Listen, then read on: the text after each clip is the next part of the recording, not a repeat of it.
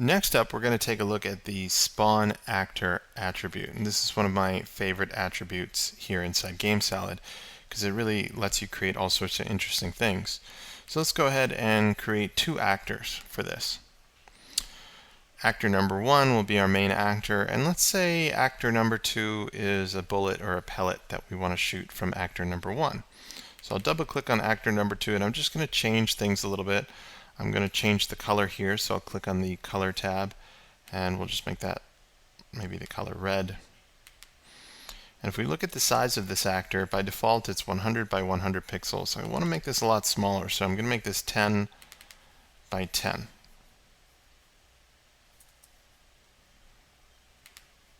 So if we drag actor 2 out onto our stage, you can see it's really just kind of a little small speck there. So I'll delete that for now. We'll drag actor 1 on our stage, and we won't worry about actor 2. So what we want to do is we want actor 1 to spawn actor 2. If you're not familiar with what the word spawn means, we can kind of think of it as create or give birth to. So we want actor 1 to create actor 2 inside our stage. So let's double click on actor 1, and let's go down to spawn, and we'll drag spawn actor here. So basically, what actor do you want actor 1 to spawn? Well, we want it to spawn actor 2.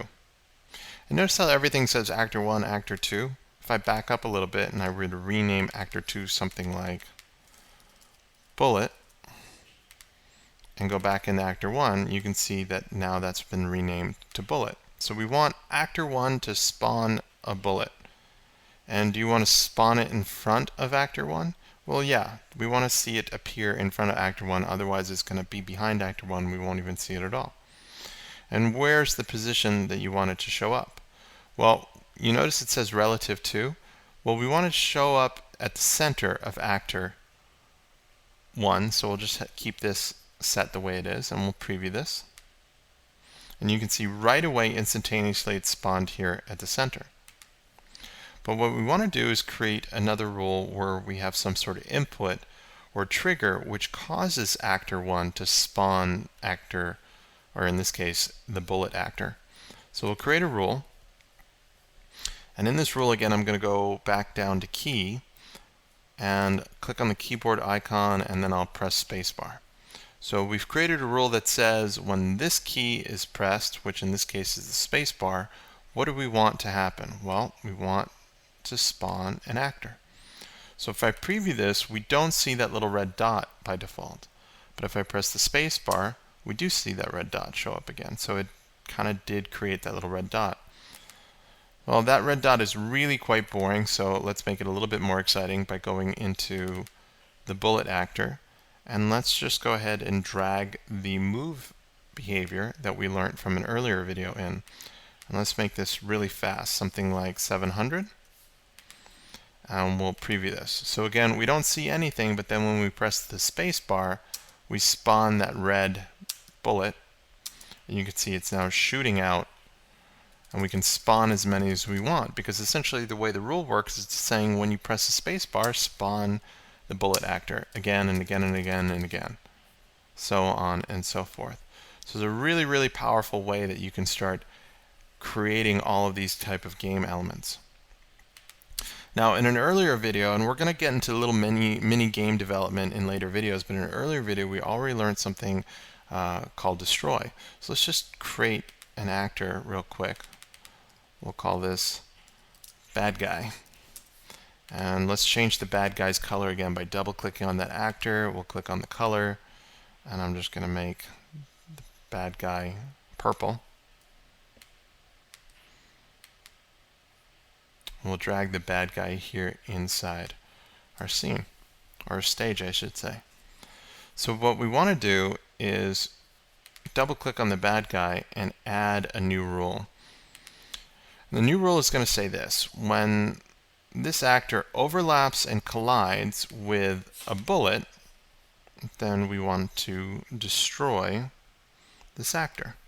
So again, when this actor, the purple bad guy, comes in contact, overlaps or collides with the bullet actor, we want to destroy it. Destroy the purple actor. So let's see what happens. If I press spacebar, I'm going to spawn a little red bullet. When that little red bullet hits our purple actor, he's toast. So we're really starting to put all these things together. So if I take this purple bad guy and I just kind of spread him out across the scene here, and we just do what we learned in a previous video, which is rotate. So we'll go back into actor 1.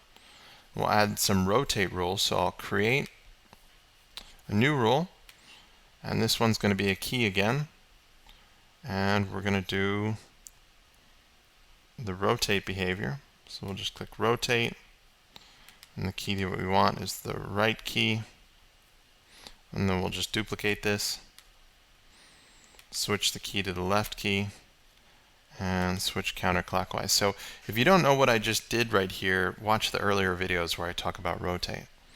So now let's hit preview.